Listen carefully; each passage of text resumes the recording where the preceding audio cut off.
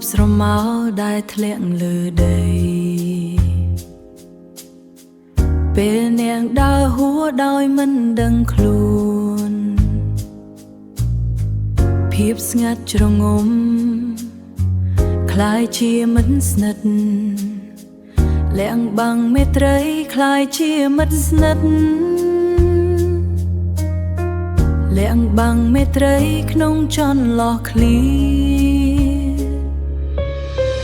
ដូចជាផ្កាក្រៅរដូវ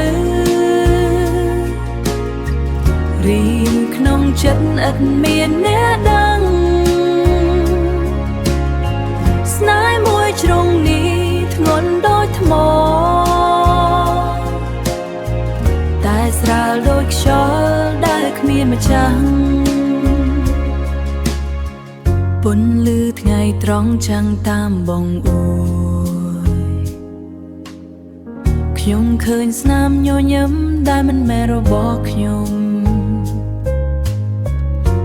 ឃើញស្នាមញញឹមដែលមិនមែនរបស់ខ្ញុំវេលាដើរលឿនពេលអ្នកសើហើយជប់ស្ងៀមនៅពេលខ្ញុំនឹក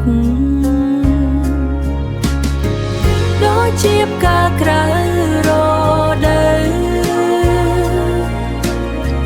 រីងក្នុងចិត្តឥតមានអ្នកដឹង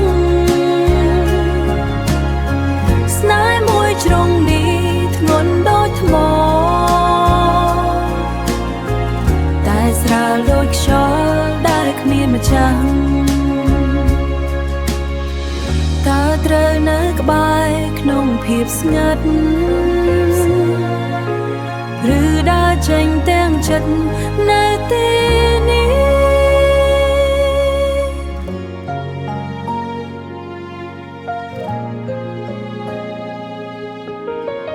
លួចស្នេហ៍ក្នុងស្រមោល